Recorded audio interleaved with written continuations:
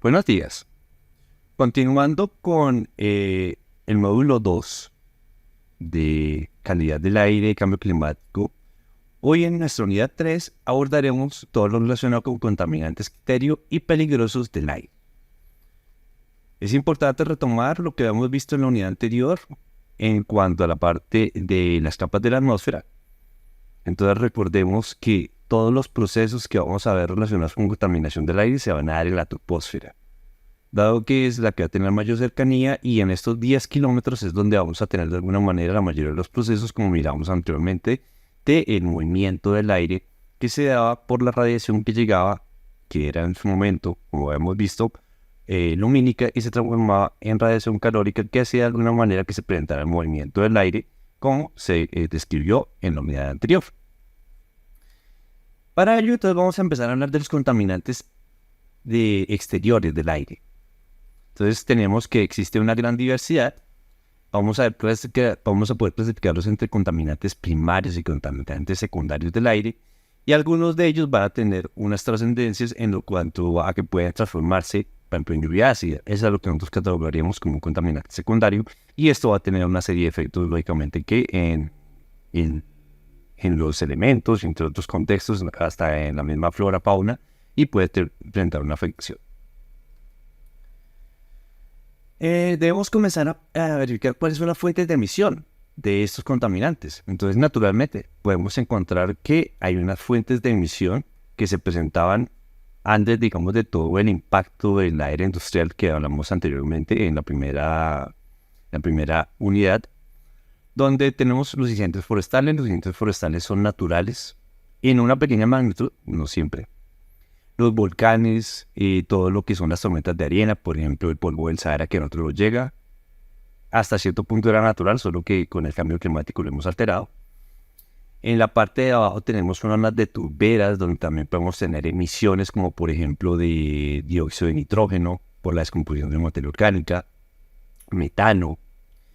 En la parte central inferior tenemos toda la parte de la erosión. Nosotros sabemos que en algunos lugares, por ejemplo, el aire, es decir, si toda la parte del viento erosiona, y al erosionarlo, pues finalmente van a salir partículas suspendidas, ese polvillo de alguna manera que también teníamos en dado caso en la parte del polvo del Sahara. Y en la parte inferior derecha tenemos toda la parte de las plantas. ¿Por qué? Porque lo que pasa es que las plantas también generan otro tipo de emisiones, que son las emisiones biogénicas. Entonces, cuando ustedes están en un bosque y sienten un olor delicioso, básicamente son los compuestos orgánicos volátiles que están dentro de estas plantas y que se están emitiendo naturalmente y que hacen parte de sus funciones naturales. Por otro lado, tenemos las fuentes de emisión antropogénicas, que ya son diferentes. Una de ellas, por ejemplo, que nos genera gran parte de material particulado, o ese polvillo o ese polvo que puede quedar, son las vías que de alguna manera son destapadas y de alguna manera generan este problema, sobre todo en la parte rural. Las industrias, hablándolo como una fuente fija puntual de lo que vimos en la primera presentación. Los incendios, que se pueden presentar como fuentes fijas dispersas, que vimos también en su momento. Las fuentes móviles representadas por los vehículos, y toda la parte de las vías en mal estado, que es una de las fuentes más importantes para lo que nosotros denominamos polvo resuspendido. Ese polvo resuspendido de las vías, finalmente, que subyace y al momento que pasan los vehículos lo levantan, es una de las fuentes más importantes de contaminación, sobre todo en las ciudades. Ya entrando en materia, ¿cuáles son los efectos de la contaminación del aire? Primero, sobre las propiedades del aire, hay una reducción de la visibilidad. Lo que yo les comentaba de la niebla de 1952 de Londres, uno nomás podía ver hasta 1 metro, o sea, la visibilidad era nula. Puede formar o precipitación de neblinas ácidas. Dentro del contexto de lo que sucedió en Londres también habían unas neblinas ácidas, porque básicamente es que dentro de esa neblina se conjuga o se transforma el dióxido de azufre o los óxidos de nitrógeno en niebla de una manera que puede ser química, o puede ser tóxica en un dado caso. Pero entonces aquí estamos hablando que parte de esas neblinas también se van a formar, porque finalmente eso es lo que hace o lo que permite que no podamos tener una buena visibilidad. ¿Hay una reducción de la radiación solar? Sí, porque finalmente la radiación, entonces, lo que está llegando y que está incidiendo sobre la superficie va a estar protegido porque esa capa de smog, que es el que nosotros vamos a llamar, va a reflejar esa energía. Entonces esto es algo contradictorio con lo que yo les decía, porque cuando estamos perdiendo superficies blancas, esas superficies blancas nos ayudan de alguna manera a reflejar la energía. Pero resulta que ahora la contaminación del aire hace que esa energía que está llegando se refleje. Por lo tanto, de alguna manera sería bueno. Pero el problema es que estamos reflejando parte de esa radiación, pero en la parte baja donde está esa contaminación está matando gran cantidad de personas. Entonces, por eso digo que es algo como contradictorio. Pero pues es otra de las condiciones que se presentan. Y hay alteración de la temperatura de los vientos. ¿Por qué? Porque ustedes ya saben, la radiación es la que define para que se prenda un calentamiento de las superficies y haya ese movimiento de los vientos. Si en este dado caso se reduce la radiación solar, dada esa característica de contaminación, pues entonces los procesos del movimiento de vientos y la temperatura va a variar. Entonces, estos son algunos de los efectos, pero es importante tener en cuenta lo que vimos en la unidad anterior. Sobre la vegetación, ¿qué puede hacer? Puede destruir la clorofila, y al destruir la clorofila puede haber fotosíntesis y las plantas morirían. Interrupción del proceso de fotosíntesis, reducción de la velocidad de crecimiento, sí, porque finalmente si no hay la posibilidad de que ella pueda tener los nutrientes dados por la fotosíntesis, pues no se va a desarrollar de la mejor manera. Y aspecto importante, la acidificación de suelos y lagos, que esto se va a dar más que todo, ¿por qué? Por el contexto de la lluvia ácida. En las edificaciones sobre los materiales, ¿qué puede hacer? La puede llegar a corroer. Esto más que todo está dado por por contaminantes secundarios como son el ozono, porque aquí vamos a tener una diferenciación y vamos a tener un ozono troposférico. El ozono troposférico es el que está en la parte baja de la atmósfera y no debe existir. Ese es el que es nocivo para la salud. Mientras que el ozono estratosférico es el que está a 50 kilómetros y es el que está conformando la capa de ozono, que es el que nos protege de la radiación ultravioleta, que nos puede llegar a causar cáncer y cataratas. Entonces, tener en cuenta, ozono troposférico y ozono estratosférico. Ozono troposférico es el malo, ozono estratosférico es el bueno. Retomando lo que teníamos aquí sobre los materiales, entonces, ¿qué pasa? Esa contaminación puede generar suciedad en los materiales, que en un dado caso ustedes lo pueden evidenciar a veces en sus casas, donde finalmente encontramos que en la parte externa de alguna manera está sucia, eso básicamente es por la contaminación, o puede haber una corrosión, por ejemplo, por las lluvias. Las fuentes principales de contaminantes o gases. Entonces, como les decía, tenemos en la naturaleza. Entonces, la descomposición de la materia orgánica le pueden dar dióxido de azufre, que era más o menos esa partecita que les dije que puede ser una turbera. Las erupciones volcánicas les dan dióxido de azufre. Los incendios forestales les generan monóxido de carbono porque hay una combustión incompleta, material particulado, compuestos orgánicos volátiles, que son el benceno, los terpenos y los toluenos. Las tormentas de polvo, como el polvo del Sahara, le genera material particulado. Los caminos de tierra le generan material particulado, que finalmente por el viento y la erosión hace de alguna manera que se levanten. Los procesos biológicos en la tierra le forman óxidos de nitrógeno. Las tormentas, cuando llega, por ejemplo, y hay una tormenta y hay un rayo, ese rayo, como hay nitrógeno en la atmósfera, forma de alguna manera óxidos de nitrógeno. La vegetación también emite, con todo lo que yo les decía que eran los compuestos orgánicos volátiles, que son las emisiones biogénicas, y los árboles y animales que les emiten polen y moho. Ahora, dentro de las fuentes que son de origen antropogénico, las naturales, pues tenemos, por ejemplo, la gasolina y la quema de baterías para poder utilizar el plomo. El plomo anteriormente estaba en la gasolina y gracias a eso se eliminó.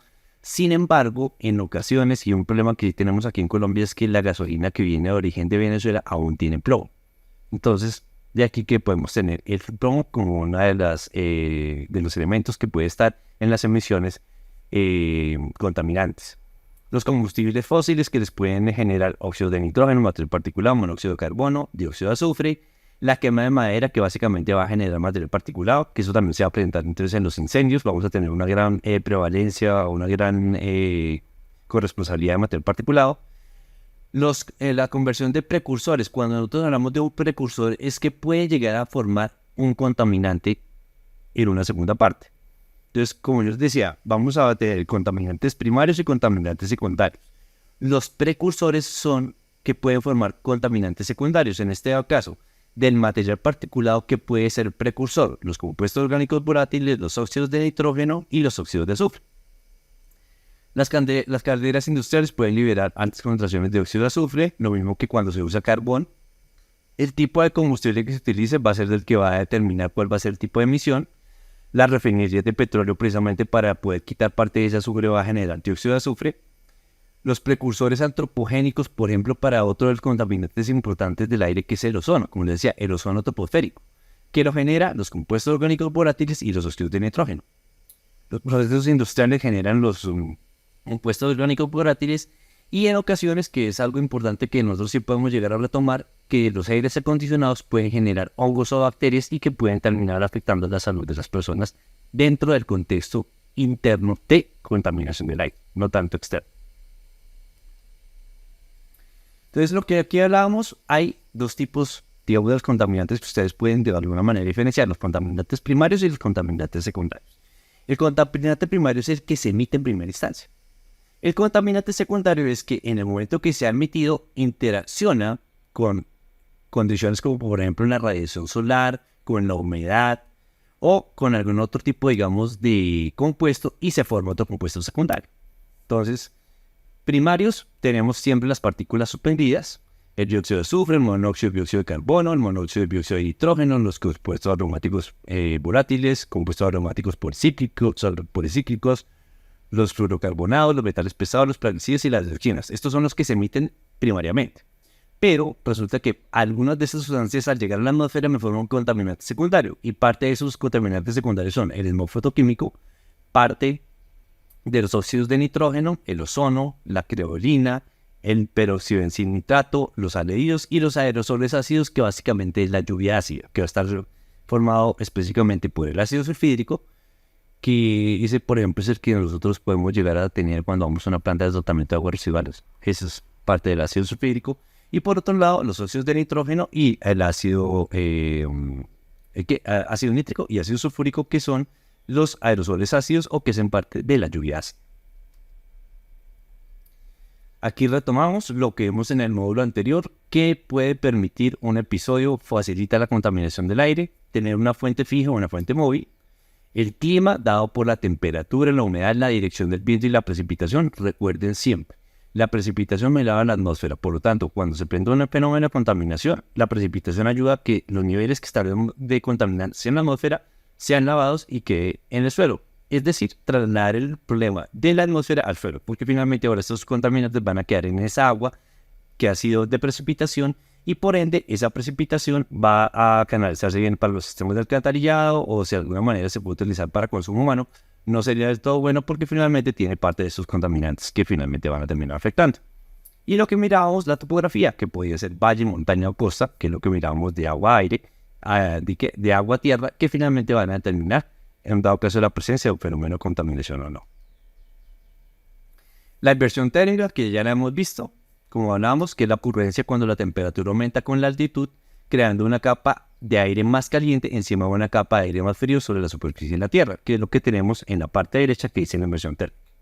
Entonces ya sabemos que finalmente cuando se presenta este fenómeno de inversión, tenemos aquí que en esta atmósfera vamos a tener emisiones que se van a poder ir ascendiendo, pero que van a llegar hasta esa capa donde se encuentra el aire caliente. Y cuando llega el aire caliente, no puede subir más y eso va a estar más o menos durando, dependiendo de la duración y de alguna manera la manera en que se puede homogeneizar la atmósfera, puede durar hasta mediodía en algunos lugares.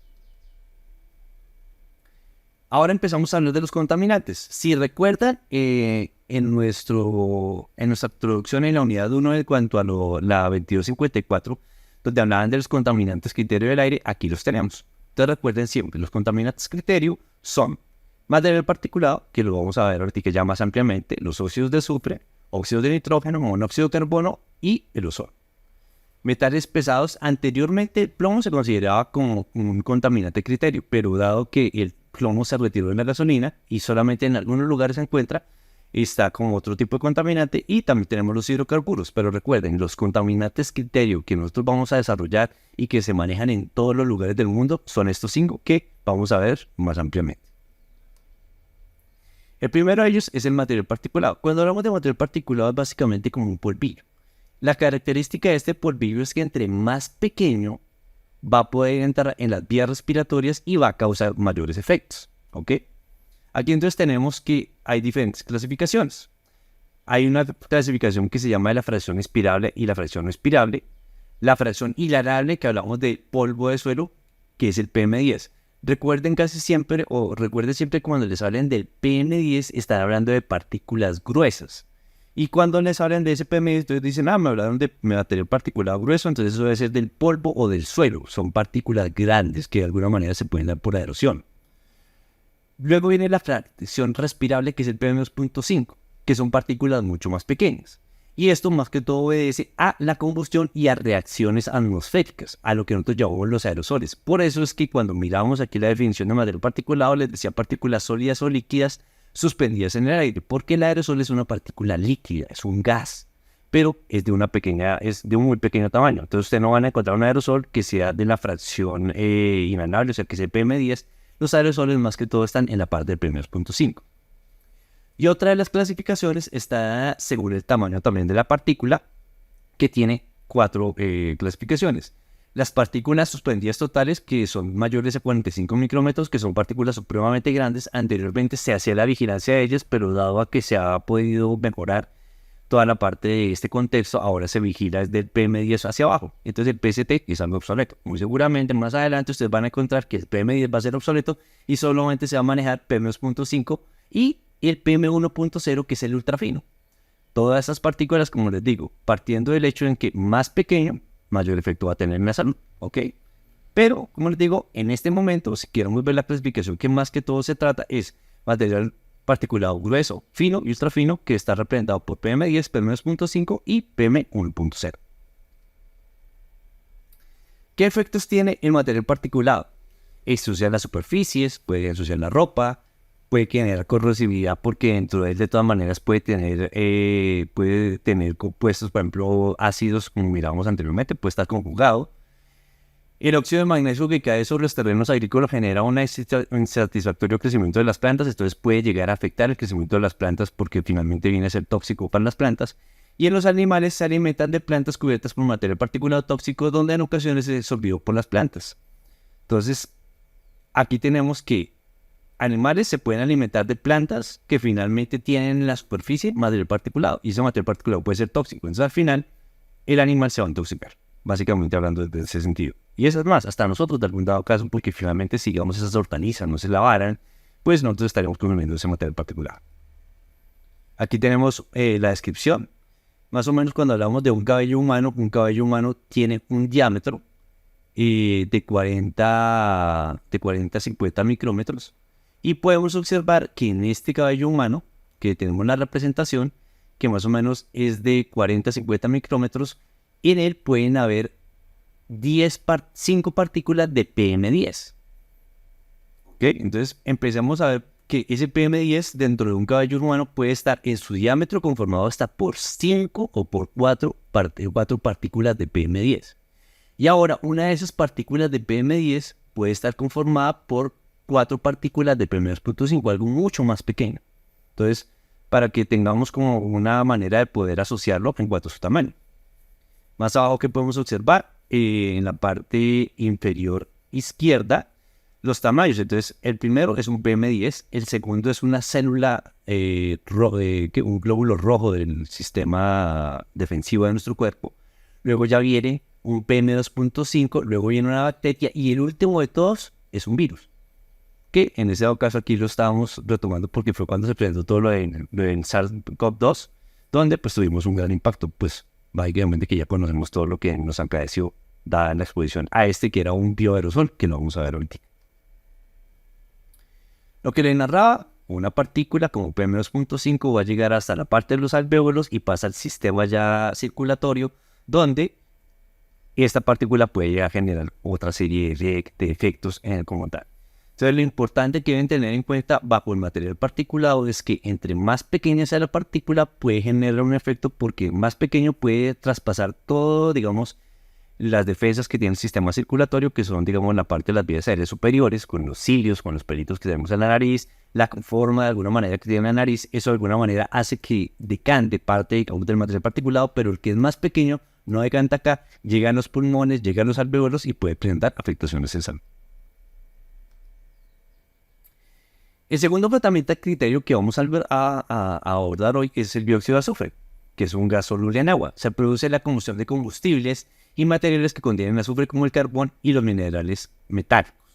Por ejemplo, nuestro diésel tenía una gran concentración de azufre, que era lo que se citaba en los inicios, más o menos hablemos del año de 1999, y el azufre tenía unas altas concentraciones. ¿Por qué? Porque les decía entonces, no, resulta que este diésel tiene concentraciones de 5.000 partes por millón. Ahora tenemos un combustible que es mucho más amigable y tiene 50 partes por millón de azufre, es decir, tiene menor azufre, por lo tanto va a tener mayor impacto en un dado caso. ¿Qué fuentes podemos tener? Las termoeléctricas que utilizan carbón, las calderas industriales, los trenes, los barcos, los combustibles para cocinar y calentar, que en ocasiones pueden tener parte de esto, y naturalmente se emite por los volcanes. Importante tener en cuenta, este es un contaminante primario, pero en el momento en que llega a la atmósfera y se relaciona con la humedad o con el agua que está presente en la atmósfera, hace la formación de ácido sulfúrico. Y ácido sulfúrico es básicamente lluvia ácida.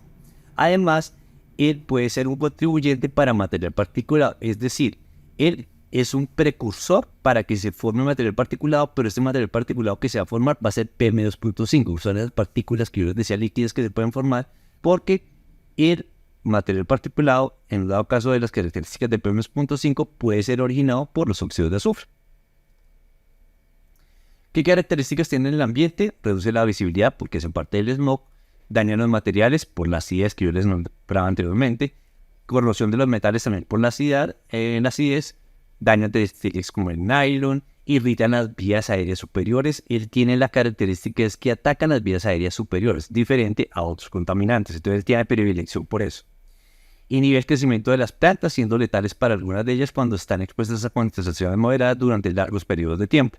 Entonces, ¿qué pasa? Eso finalmente entra a competir con el oxígeno y la planta empieza a tomar en vez de oxígeno dióxido de azufre, y el dióxido de azufre le puede causar esos daños, digamos, en toda parte de la planta. ¿Qué daños en las plantas? Entonces aquí es donde de alguna manera se establecen.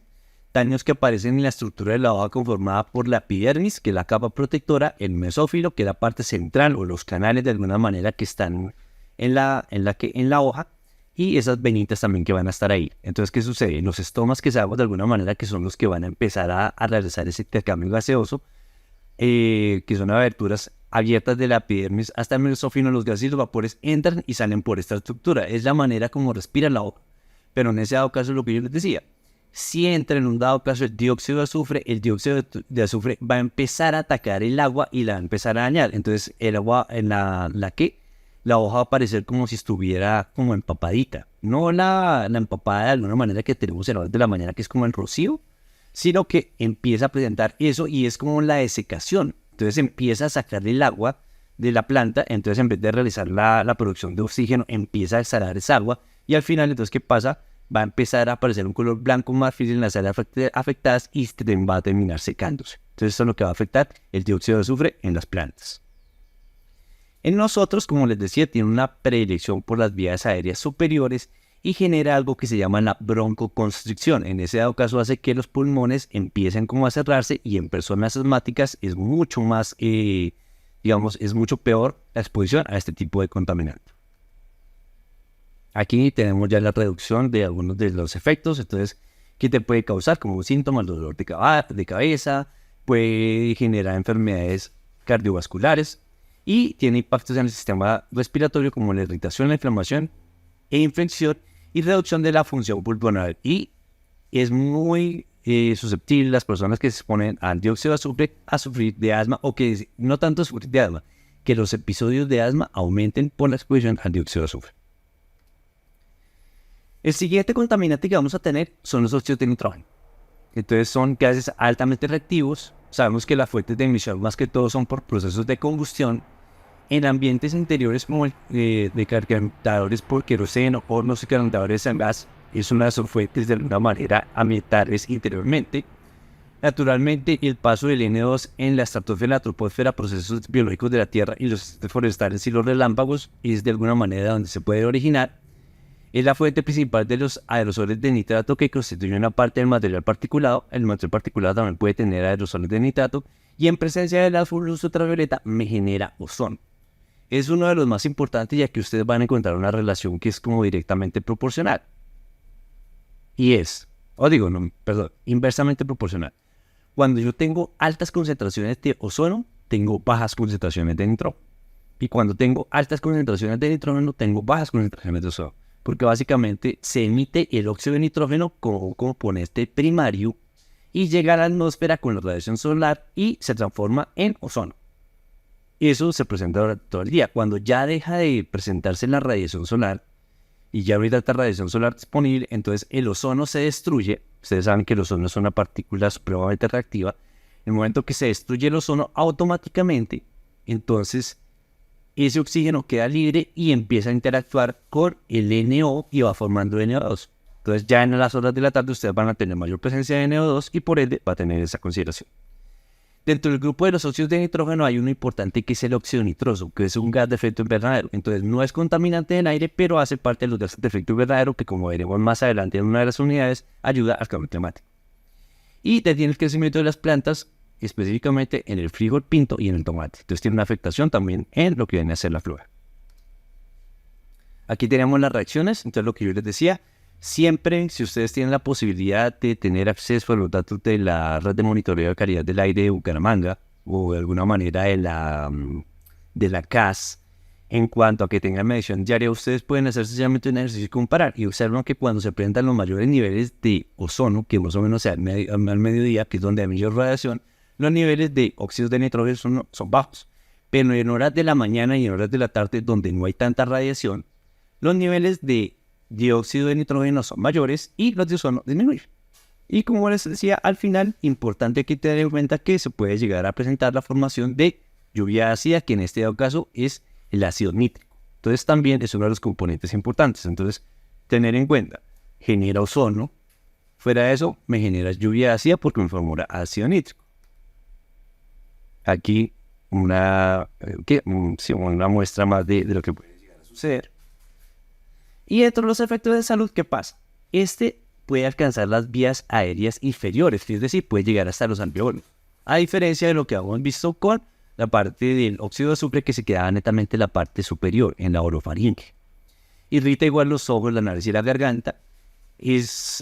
Afecta mucho más la presencia de infecciones respiratorias. Puede generar fibrosis pulmonar. Estudios han revelado que precisamente en niños asmáticos, en personas asmáticas, causan un mayor deterioro. Y hay una disminución en la función pulmonar también asociada a las concentraciones de NO2 registradas. Entonces, vemos de alguna manera que nuevamente tiene una afectación muy grande, pero hay que tener esa diferenciación. Este tipo de gas puede afectar las vías aéreas inferiores y no tiene tanta predilección sobre las superiores. El dióxido de azufre tiene mayor predilección por las vías superiores, pero no tanto por las inferiores. Siguiente contaminante es el monóxido de carbono, que es un gas incoloro e inodoro. Es catalogado como el asesino silencioso. ¿Por qué? Lo que pasa es que cuando se empieza a generar, hay una combustión incompleta. Esta combustión incompleta va a generar el monóxido de carbono. Y resulta que cuando tenemos ese monóxido de carbono y nosotros estamos en un recinto y no hay una buena ventilación, resulta que nosotros tenemos la hemoglobina, que la hemoglobina es la que capta el oxígeno de la sangre. ¿Ok? Entonces, el oxígeno de la sangre está formado por la hemoglobina y la hemoglobina toma el oxígeno que de alguna manera está en el aire y lo retoma para el cuerpo. Cuando hay oxígeno y hay monóxido de carbono, la hemoglobina que está en la sangre dice, me parece mejor o tengo mejor afinidad con el monóxido de carbono que con el oxígeno. Y entonces empieza a tomar dentro de su estructura monóxido de carbono, formando algo que se llama la carboxihemoglobina. Al formarse esa carboxihemoglobina, entonces ¿qué pasa? La persona no está respirando oxígeno. O sea, no está tomando el oxígeno, porque sí está en el aire, pero internamente su cuerpo, bajo las condiciones que se presentan, no está tomando el oxígeno. Lo que está tomando es monóxido de carbono. Por lo tanto, se está quedando sin oxígeno y al final, pues va a morir por condiciones anóxicas, es decir, que no tiene oxígeno. Esa es la condición principal del monóxido de carbono. Este contaminante es más representativo en los espacios cerrados. Abiertamente, gracias a Dios, hay una buena dilución y eso permite que de alguna manera no haya tanto problema. Pero si está en un lugar cerrado, esto sí se puede llegar a presentar y ese monóxido de carbono puede llegar a afectar a la población. Entonces es importante tener en cuenta las condiciones. Por eso es que, por ejemplo, dentro de las acciones que se pueden desarrollar de inspección, vigilancia y control, a veces que se maneja con la comunidad, la importancia de los gases domésticos, de que los estén revisando, de todo ese contexto, porque los gases domésticos son los que pueden generar una exposición a ese tipo de gases cuando no se tiene buen mantenimiento. Si no hay buen mantenimiento y no se tienen la salida inferior y la salida superior para los gases, lo que va a hacer básicamente es que el gas va a estar disponible y las personas lo van a respirar y pueden llegar a fallecer. Entonces, importante tenerlo en cuenta. ¿Qué otras características tienen efectos en la salud? Un mayor nivel de carboxiemoglobina reduce el transporte de oxígeno, que era lo que yo les había dicho. Entonces, ¿qué pasa? Genera condiciones de hipoxia. ¿Y por qué? Porque no le está llegando oxígeno ni al corazón ni al cerebro. Hay un daño visual, fatiga, destreza disminuida, mareo y náuseas. Como les digo, ustedes no sienten nada de eso. Ustedes sienten como un adormecimiento, pero es básicamente porque están respirando eso y al final los puede matar. Y en concentraciones muy altas, durante mucho tiempo, puede generar problemas neurológicos, dado que finalmente al cerebro no le llegó oxígeno. Ya no le llegado oxígeno, pues entonces se puede presentar un daño en el cerebro.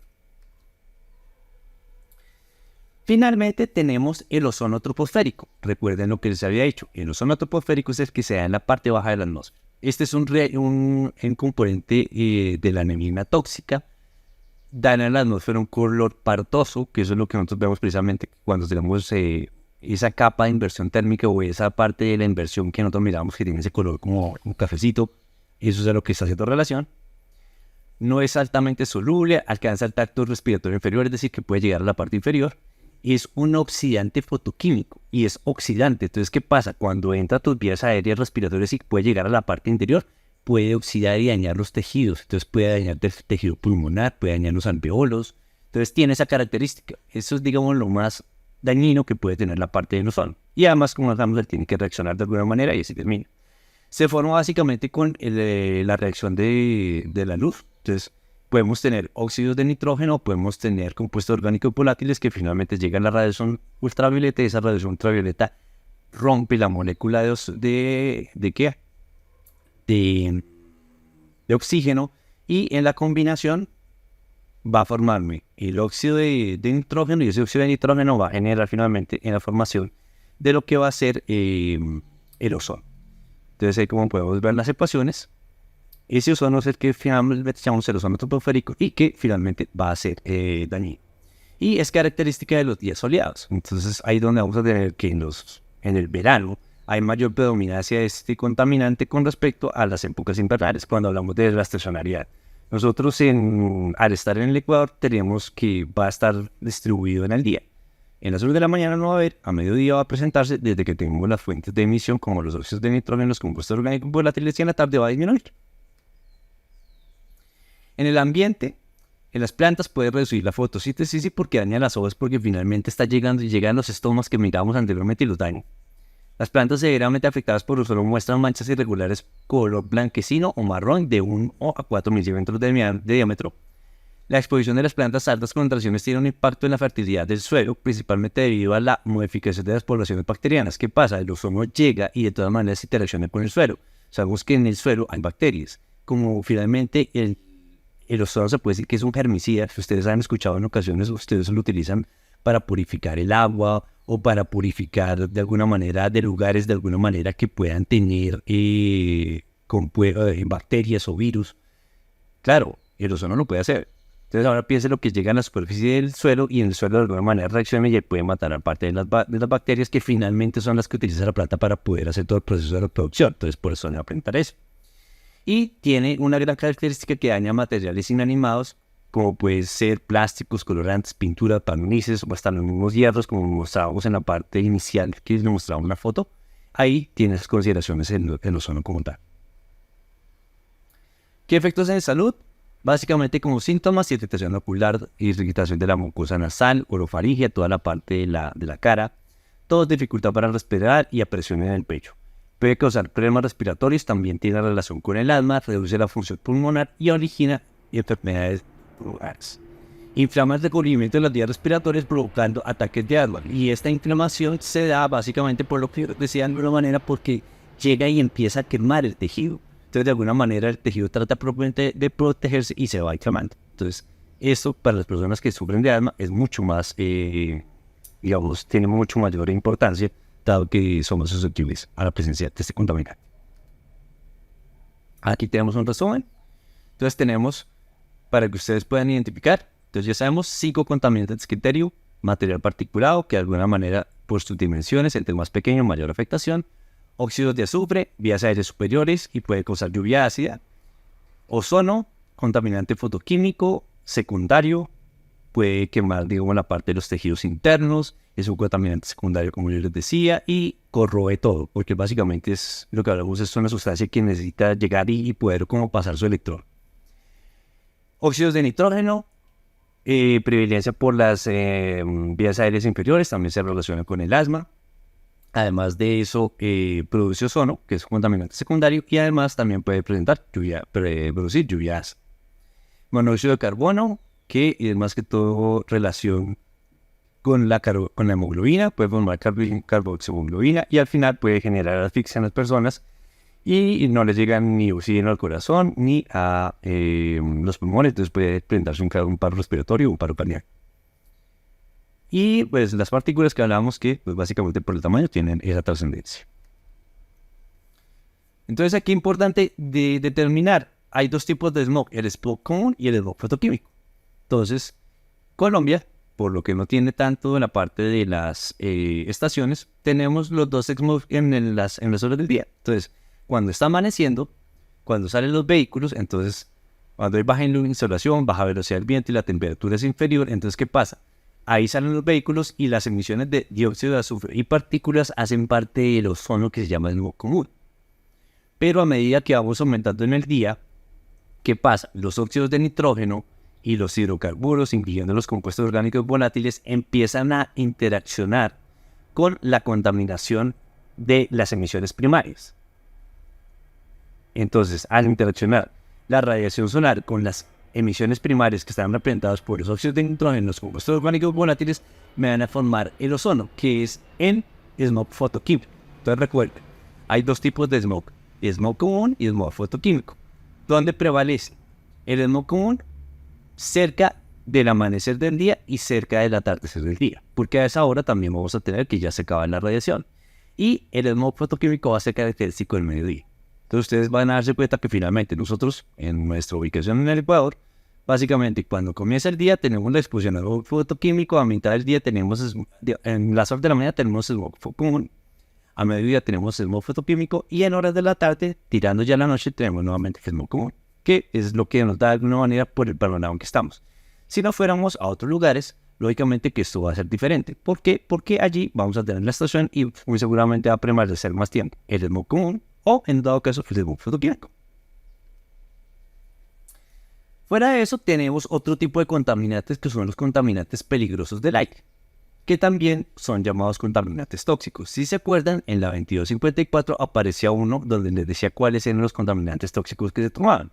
Dentro de ellos están la combinación BTX, que es benceno tolueno xileno, el amoníaco, el cloro y metales pesados. Aquí también entran en parte lo que son los compuestos orgánicos volátiles, en los cuales está el benceno. Entra parte lo que son compuestos aromáticos policíclicos, los compuestos orgánicos persistentes, y todos ellos están en la matriz aire y finalmente pueden estar incluidos dentro de esa parcela de aire que finalmente sabemos que puede generar un problema de salud, por lo que ya vimos de alguna manera de los antecedentes.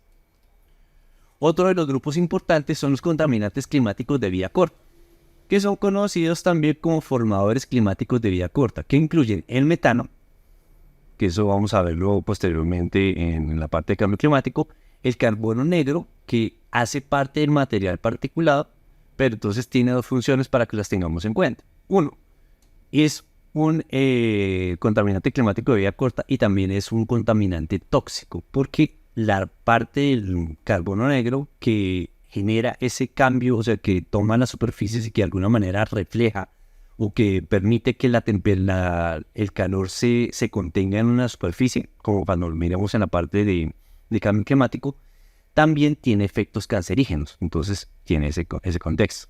El ozono troposférico también hace parte de los contaminantes climáticos de vida corta. Aquí se hace referencia a él como tal, que tiene esas características, y algunos hidrocarbonados, que son la familia de los CFCs. Estos contaminantes tienen efectos importantes sobre el clima y un tiempo de vida en la atmósfera más corto que el dióxido de carbono, pero de todas maneras son igualmente importantes. Otro grupo de contaminantes son los bioaerosoles, que son las partículas suspendidas en el aire que pueden llegar a contener microorganismos patógenos o no patógenos, artrópodos, fibras de plantas y polen. Es decir, ustedes pueden encontrar virus, bacterias, hongos, levaduras, todo hasta el polen van a ser parte de este tipo de bioaerosoles. Uno de los más importantes que tuvimos y que fue el que nos tuvo en cuarentena durante casi 2 años fue el SARS-CoV-2. Él era un tipo de bioaerosol.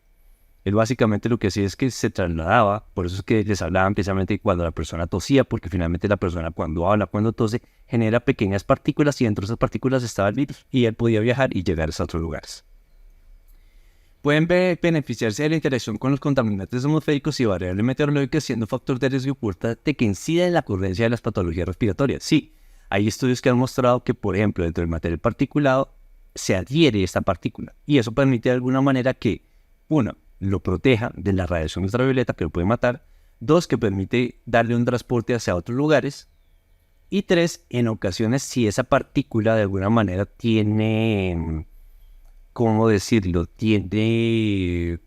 O sea, la partícula, el material particulado puede estar conformado, por ejemplo, por sodio o por otras partículas, la partícula se puede hacer ahí y fuera de que le está dando protección la puede conservar. Entonces, tiene un refugio momentáneo, pero tiene esas consideraciones. Por eso es supremamente importante lo que sucedió y la variabilidad que tenemos. Entonces, también es relativamente importante tener en cuenta que estos bioaerosoles pueden estar influenciados también por las variables climáticas, como la temperatura, la velocidad del viento, la disponibilidad del agua, y todo esto hace que de alguna manera puedan ser contaminantes que son importantes para la exposición en cuanto a lo que puede ser la contaminación atmosférica.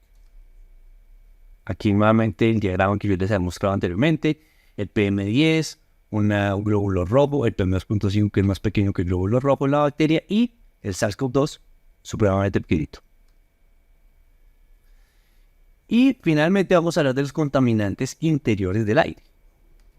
Los contaminantes interiores del aire, el más representativo del que hablábamos anteriormente, era la parte del monóxido de carbono. Por lo que les decía, las estufas que de alguna manera que puedan utilizar carbón fósil o que utilicen gas natural van a generar una combustión. Y el más importante de ellos es el monóxido de carbono, que como les comentaba es asfixiante. Si no hay una buena ventilación, las personas pueden llegar a fallecer por eso. Entonces, el usar leña también es importante. Nosotros cuando vamos, digamos, en la parte de los municipios o de las veredas, hay lugares donde todavía se utiliza el carbón o se utiliza la leña, la biomasa, que es lo que nosotros determinamos como tal. Esa biomasa en el momento en que se hace la combustión me genera material particulado y también de alguna manera puede generar óxidos de nitrógeno u óxido de dióxido de azufre. Entonces, internamente, la combustión o calefacción que se pueda presentar dentro de la casa es uno de los aspectos más importantes y ahí es donde de alguna manera nosotros tenemos la competencia más en el sentido de guiar y decirle a las personas para que nos expongan a esto y tengan una buena ventilación. Porque los estudios ya han determinado que sobre todo las personas que tienen una alta exposición a este tipo de emisiones pueden sufrir al paso del tiempo de enfermedad pulmonar obstructiva crónica llamada EPOC. Entonces tiene, digamos, esa relación. Los gases domésticos, como les había dicho anteriormente, la humedad, entonces las enfermedades infantiles de las vías respiratorias se han relacionado con ácaros en el polvo y las cucarachas y hasta la misma humedad que se puede estar presentando, entonces internamente tiene esa consideración. Por otra parte, tenemos todo lo que va a estar relacionado con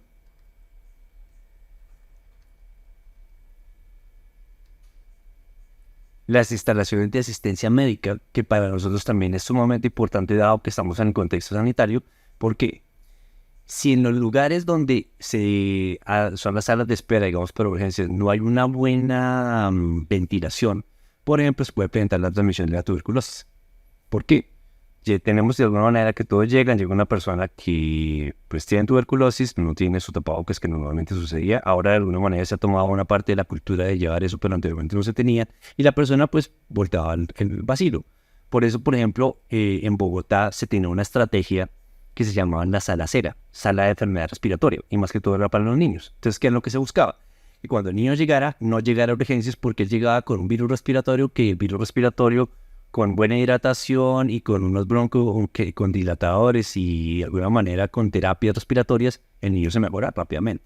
Pero si llega a urgencias y mientras está en urgencias y espera, y hay una persona de alguna manera que puede tener tuberculosis o pensamos lo que pudiera tener estafilococo, neumonía o alguna cuestión, eso puede hacer que el niño no respire y lógicamente que se va a enfermar. Entonces pasa a tener algo viral, algo ya bacteriano y pues tienen que darle antibiótico. Entonces puede agravar su estado de salud. Por lo tanto, en estos lugares es primordial poder hacer a veces la diferenciación de los lugares o finalmente que se utilicen las medidas que ya nos dejó como experiencia la pandemia de utilizar tapabocas, que definitivamente proporciona una muy buena protección. Y por otro lado, la presencia de humedad y hongos es un riesgo importante para la presencia de enfermedades por los riesgos en pacientes inmunosuprimidos. Entonces, por ejemplo, la presencia de hongos, que en un dado caso puede ser un tipo de hongo que puede llegar a causar un tipo de enfermedad, por ejemplo el aspergillus, entonces puede generar aspergilosis, y esta aspergilosis es mucho más nociva en personas que tienen problemas de inmunosupresión y sobre todo en los niños en crecimiento. Entonces es importante tener en cuenta estas consideraciones, sobre todo en las condiciones internas. Y finalmente tenemos otra serie de componentes o de agentes que pueden llegar a causar enfermedades. Entonces, por ejemplo, el moho, las esporas, los compuestos orgánicos volátiles pueden generar rinitis. El asma, que igual en el contexto interno como en el contexto externo puede ser importante. Las neumoniosis hipersensibles, que puede ser por el polvo de madera, los químicos, las bacterias. El síndrome tóxico por polvo orgánico, como las bacterias gram negativas. Una enfermedad que es muy importante, que es la enfermedad de los legionarios, que básicamente se dan en los sistemas de calefacción. Esa tiene esa partecita importante. Mycobacter tuberculosis, que hablábamos anteriormente. La dermatitis por compuestos orgánicos volátiles, por la baja humedad. El cáncer de pulmón por el radón. El radón es un gas radioactivo que se emite de la superficie del terreno. Y en lugares, por ejemplo en Santander, más que todo en los lugares donde se hace la extracción de oro, allí hay lugares donde el suelo tiene condiciones para que haya radón. Ese también es otro de los contaminantes del aire, pero es un contaminante peligroso. Y entre otros, como la dermatitis alérgica por contacto y la dermatitis irritante por contacto. Todas estas enfermedades se relacionan con contaminantes o con condiciones que pueden estar dentro de la vivienda. Entonces es importante que nosotros en ocasiones, cuando tenemos que hacer, digamos, todo este contexto de inspección, vigilancia y control, aunque no sea necesario tal vez como un elemento que se le tiene que pedir a la persona como tal dentro de su vigilancia sanitaria, sí es relevante nombrarle esto, sobre todo por una parte de prevención. Y si ya ustedes hacen acciones, porque por ejemplo yo participé también fui inspector sanitario aquí en Bogotá, a nosotros llegó un momento donde también nos colocaban acciones en las cuales, que son parte de la política de salud ambiental, que radicaban más que todo en el trabajo con la comunidad. Entonces tú tenías que trabajar con ellos y ver qué características los podían estar enfermando. Entonces parte de esto ustedes lo pueden encontrar en el contexto intradomiciliario. Entonces es importante poder verificarlo y darles recomendaciones para que así puedan disminuir su exposición o eliminar en un dado caso el riesgo que les puede llegar a causar. Ya en el contexto extradomiciliario, nosotros la competencia no la tenemos en cuanto a que nosotros no tenemos que hacer la vigilancia porque no es nuestra competencia, pero sí podemos utilizar los datos para hacer vigilancia epidemiológica. Entonces, en un dado caso, se puede saber precisamente los reportes que pueda tener, que eso lo vamos a ver más adelante en cuanto a los sistemas de vigilancia y calidad del aire, y relacionarlos con las patologías que pueden ser respiratorias y que se están presentando. Todo eso nos puede permitir tener un mejor manejo y así poder de alguna manera ser preventivos en cuanto a los problemas que se pueden presentar de contaminación del aire y salud en este contexto de salud ambiental, donde nuestra competencia entra ahí en cuanto al manejo de la población, el poder, por ejemplo, decirles qué sucede cuando hay un ICA que es verde, cuando hay un ICA que es moderado, cuando es un ICA peligroso. Todo eso es de alguna manera lo que nos relaciona y que lo que nosotros podemos empezar a trabajar conjuntamente, lógicamente, con la autoridad ambiental. Entonces espero que esta partecita de calidad del aire haya sido de todo un buen provecho para ustedes. Recuerden las condiciones con las cuales se puede presentar, contaminantes primarios, secundarios. Recuerden los tipos y los grupos que hay, contaminantes peligrosos del aire, contaminantes de vida corta, contaminantes criterio, bioaerosoles, las características que tienen y las acciones de alguna manera que estarían ligadas bajo su conocimiento y que permitirían disminuir la exposición a este tipo de contaminantes tanto en ambientes interiores como exteriores. Muchas gracias.